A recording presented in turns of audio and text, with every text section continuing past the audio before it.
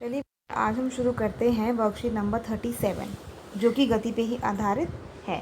गति अध्याय की पुनरावृत्ति और वृत्ताकार गति। पुनरावृत्ति मतलब जो चैप्टर सब कुछ पढ़ चुके हैं हम, वो दोबारा से उसका हम रिवीजन यहाँ पे करेंगे। जब किसी वस्तु की स्थिति में समय के साथ परिवर्तन आता है तब हम कहते हैं कि वस्तु गति कर रही है। ये पता है हमें, गति करना किसे कहते हैं। गति की अवस्था में वस्तु की गति को समझाने में चाल, वेग, त्वरण आदि भौतिक राशियों की सहायता ली जाती है। हमने गति को समझने में क्या क्या क्लियर पढ़ा था, चाल, वेग, त्वरण, है ना, और भौतिक राशियों का और भी इस्तेमाल किया था। अब देखो दूरी क्या होता है।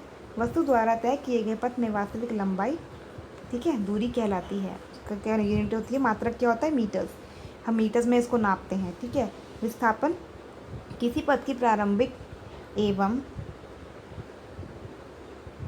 अंतिम बिंदु के बीच के सबसे छोटा पथ की लंबाई, ठीक है। अब हमने पढ़ा था ना कि जो हमारा मतलब जो दूरी होती है, जैसे हमने कितना पाथ हमने वस्तु द्वारा तय किया है ना, तो वो क्या होती है, उसकी वास्तविक लंबाई दूरी होती है। लेकिन विस्थापन क्या होता है,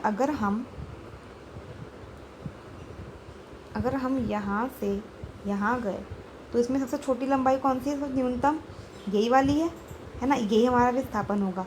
लेकिन अगर मैं ऐसे ऐसे ऐसे ऐसे ऐसे ऐसे जाऊंगी तो ये विस्थापन नहीं होगा। तो ये क्या कहलाएगा, ये दूरी कहलाएगा। मैं यहाँ पे मैंने 10 किलोमीटर 5, 6, 7, है ना, ये पूरा कवर किया, तो और उसका विस्थापन क्या होगा, यहाँ से मैं सीधा न्यूनतम गई हूँ तो ये हमारा विस्थापन होगा। ये इसमें डिफरेंस होता है, ठीक है। इसकी भी मात्रा क्या होता है, मीटर। हमारा दूरी और विस्थापन का मात्रा बिल्कुल सेम होता है। अब चाल को v से हम डिनोट करते हैं। वस्तु द्वारा तय की गई दूरी की दर, मतलब कि वस्तु ने कितनी देर में जो दूरी है वो तय करी, मतलब कितनी स्पीड से, उसका मात्रक क्या होता है, मीटर पर सेकंड। ये आपको जानना बहुत ज़रूरी है, ठीक है। मीटर पर सेकंड आप भूल जाते हो, मैं मतलब वाला पूछती हूँ ये वाला क्वेश्चन, फिर ठीक है। अब वेग पढ़ते हैं। एक निश्चित दिशा में वस्तु की चाल उसका वेग कहलाता है, ठीक है। जब चाल जो होती है उसकी दिशा होती है तब वो वेग कहलाता है। इसकी भी मात्रक मीटर पर सेकंड होती है। इन दोनों की मात्रक सेम होती है ना, और इन दोनों की मात्रक सेम होती है। समझ में आया। अब देखो गति के समीकरण, यहाँ से हम देख लेते हैं गति के समीकरण। देखो पहला v = u + at हमने पढ़ा था। s = ut + ½ at²। Third 2as = v² - u²। जो u होता है वो क्या होता है, प्रारंभिक वेग। v क्या होता है, अंतिम वेग। a क्या होता है, त्वरण। t क्या होता है, समय। और s क्या होता है, हमारा दूरी, ठीक है। इन्होंने ये लिखना भूल गए, ठीक है, दूरी लिखते हैं, ठीक है। अब देखो बेटा, अब देखो ये ग्राफ जो है एक समान गति का ग्राफ है। दूरी और समय में जब हमारी लाइन जो होती है, सरल रेखा एकदम सीधी होती है, तब वो क्या होता है, एक समान गति का मतलब ग्राफ जो होता है वो क्या होता है, एक समान गति दर्शाता है, ठीक है। अब नेक्स्ट देखो दूरी समय ग्राफ, ठीक है। ये क्या है, वस्तु जो हमारा एक्स के समांतर रेखा होती है, ठीक है, हमारी एक्स के समांतर रेखा होती है, वो क्या कहती है, ये भी एक समान दूरी की ही दर्शाता है। लेकिन क्या है, इसमें वस्तु जो है विराम अवस्था में है। वस्तु क्या है, विराम, मतलब कि एक ही जगह खड़ी हुई है। थर्ड क्या है, दूरी समय का ग्राफ, ठीक है। असमान गति, ये जो हमारा कर्व है, जो ये कर्व दर्शा रहा है ना, ये क्या है, असमान गति दर्शा रहा है। कभी कम हो जाती है, कभी ज़्यादा हो जाती है, ठीक है। तो हम जो ग्राफ से भी देख के पहचान सकते हैं कि कौन सी गति है, असमान, ठीक है, एक समान, या फिर विराम अवस्था में, ठीक है। अगर कोई ग्राफ आता है तो पूछते हैं कि कौन सा ग्राफ है ये, मतलब कौन सी गति से दर्शा रहा है, तो हम बता सकते हैं, ठीक है। अब देखिए ये पढ़ लीजिए एक बार। वस्तु द्वारा तय की गई दूरी समय ग्राफ में घिरे क्षेत्र के क्षेत्रफल के बराबर होता है। आपको याद होगा हमने पढ़ा था, हमने एक ग्राफ बनाया था, फिर हमने एक लाइन खींची थी, उसमें हमने क्या किया, 2 पॉइंट्स बनाए थे, उन पॉइंट्स के हमने पैरेलल लाइन्स खींच दी थी, और जो हमारा ये वाला क्षेत्रफल था, ठीक है, इसको हमने क्षेत्रफल लिया था, इस एरिया इस घेरे का हमने क्षेत्रफल लिया था, ठीक है। और वैसे ही देखो यहाँ पे भी है, ग्राफ दिया हुआ है, ए और बी पॉइंट्स हैं, इन्होंने यहाँ पे लाइंस खींची, और फिर ए इस ट्रायंगल का हमने क्या निकाला, क्षेत्रफल निकाला, और हमने फिर इस रेक्टेंगल का क्षेत्रफल निकाला और इन दोनों को प्लस कर दिया था। ठीक है, तो वो क्या निकल गई थी, हमारी दूरी निकल गई थी। अब देखिए नेक्स्ट, त्वरण। वेग में परिवर्तन की दर त्वरण कहलाती है। जब वेग में परिवर्तन होता है तो उसकी दर क्या कहती है, त्वरण कहलाती है। और इसका मात्रक क्या होता है, मीटर पर सेकंड स्क्वायर। ये बहुत इंपॉर्टेंट है, इससे रिलेटेड एक नया क्वेश्चन ज़रूर आएगा। ठीक है, अब देखिए ग्राफ। ठीक है, एक समान हमारा जो ग्राफ है क्या है, वेग और समय। क्या है, वेग और समय का ग्राफ है। एक समान चाल त्वरण शून्य है। त्वरण शून्य क्यों है इसमें, हमने पढ़ा था कि जब भी u मतलब कि प्रारंभिक वेग और हमारा अंतिम वेग सेम दिखा रहा है इसमें। ठीक है, जो हमारा वेग है वो एकदम एक समान है, तो ये क्या, जो हमारे फॉर्मूला होता है त्वरण का वो क्या होता है, अंतिम वेग माइनस प्रारंभिक वेग होता है, याद है। तो ये दोनों सेम होंगे तो ये दोनों, मान लो ये भी 2 है ये भी 2 है, तो ज़ीरो हो जाएगा ना, तो इसलिए हमारा त्वरण क्या हो जाएगा, ज़ीरो। तो हम इसको देख के बता सकते हैं वेग समय ग्राफ को कि हमारा त्वरण क्या है, ज़ीरो है। ठीक है, ठीक है, समझ में आ गया। अब क्या है, एक समान त्वरण, वही कि जब हम वेग समय का ग्राफ लेते हैं और हमारी जो लाइन होती है एकदम सीधी होती है तो क्या कहते हैं, एक समान त्वरण का ग्राफ है। लेकिन ध्यान रखना, वेग और यहाँ पे होना चाहिए और समय यहाँ होना चाहिए। ठीक है, वेग समय का ग्राफ होना चाहिए, ये क्या था, दूरी समय का ग्राफ। ठीक है, तो इससे हम क्या निकाल रहे थे, पता कर लगा रहे थे कि जो हमारी वस्तु है वो क्या है, विराम अवस्था में है। लेकिन वेग समय के ग्राफ से हमारा क्या निकलेगा, त्वरण निकलेगा। ठीक है, तो ये क्या है, एक समान त्वरण है।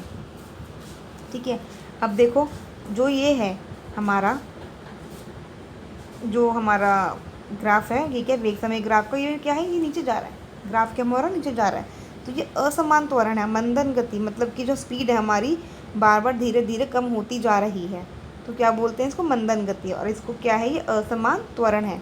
ठीक है, अब देखो यहाँ पे कभी ऊपर जा रहे हैं, नीचे जा रहे हैं, ऊपर जा रहे हैं, नीचे जा रहे हैं, ये क्या हो रहा है, ये भी असमान त्वरण का ही ग्राफ शो कर रहा है, असमान त्वरण को ही दर्शा रहा है। तो वेग और समय का ग्राफ है ये।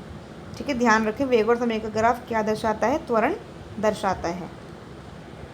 ठीक है, अब आते हैं, क्या ऐसी भी कोई परिस्थिति होती है जब वस्तु की चाल समान हो परंतु त्वरण होता रहे। अब देखिए क्या होता है ये, एक ऐसी परिस्थिति एक समान वृत्तीय गति की अवस्था में होती है।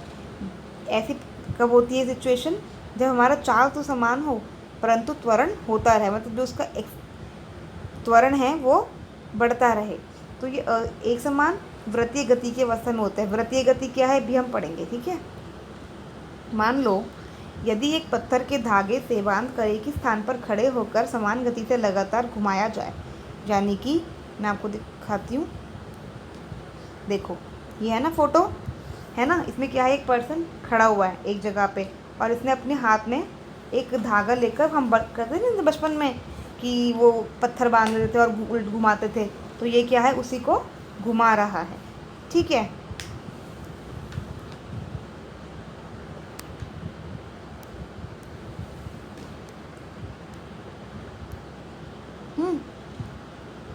देखिए। ठीक है, तो ये परिस्थिति है, यदि एक पत्थर के धागे से बांधकर एक ही स्थान पर खड़े होकर समान गति से लगातार घुमाया जाए तो उसकी दिशा में लगातार परिवर्तन होता है परंतु उसकी चाल समान रहती है।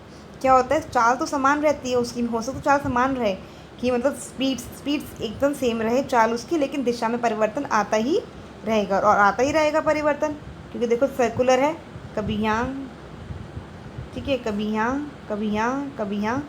ठीक है, तो उसकी जो दिशा है वो चेंज होती रहती है। इस प्रकार की गति को एक समान वृत्तीय गति कहते हैं।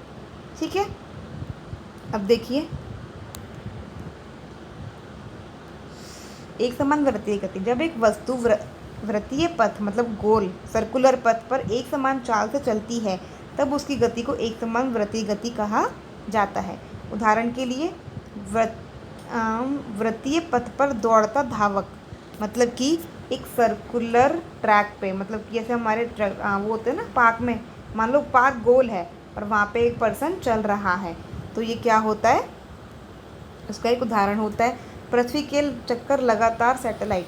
पृथ्वी के चक्कर लगाता है ना सैटेलाइट, जैसे हमारी पृथ्वी है, सैटेलाइट घूमता है उसके आसपास, वो भी एक वृत्तीय गति का ही उदाहरण है।